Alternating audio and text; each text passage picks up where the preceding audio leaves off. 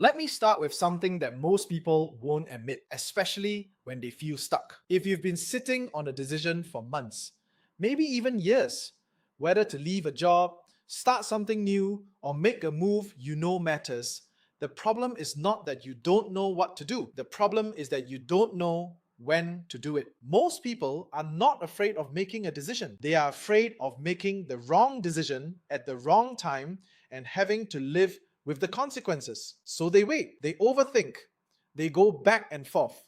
And while they're trying to avoid a bad outcome, they end up creating another one, staying stuck. I've been there before, sitting in a situation I knew wasn't right, telling myself I just needed more clarity, more certainty, more confidence.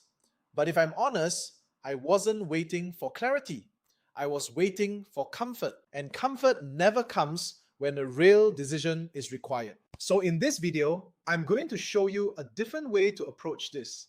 Not by guessing, not by forcing confidence, but by understanding timing, pressure testing your decision, and then executing properly when the moment is right. And if you stay with me till the end, you'll understand why some people move decisively and progress, while others stay in the same place, convincing themselves they are being careful. If this hits something for you, subscribe, share this with someone who has been stuck in indecision, and then join the Destiny Architect Telegram chat, because that's where we go deeper into applying this properly. Now let's break this down. The first thing you need to understand is this. Not every moment is equal, and this is where most people go wrong. They make decisions based on how they feel in the moment, pressure, frustration, excitement, and fear, instead of looking at whether the timing actually supports the move. Because in any strategic system, timing determines whether effort expands or is resisted. So instead of asking, should I do this? A better question is, what happens if I do this now? That shift alone changes how you think. Because sometimes the move itself is correct, but the timing creates unnecessary friction. And when you don't see that, you think the decision was wrong, when actually the timing was off. So this is where a structured way of looking at timing becomes useful. Not to predict your life, but to give you context. Are conditions supportive, neutral, or resistant? Because if the environment is clearly resisting, the answer is not always don't act. It does mean you need to prepare differently rather than jumping blindly. Now, the second part, and this is where most people avoid the real work, is pressure testing your decision. Before you act, you need to face something most people run away from. What if this doesn't? Not to scare yourself, but to prepare yourself. Because confidence doesn't come from hoping things will work. It comes from knowing you can handle it if they don't. So instead of asking, what if I fail,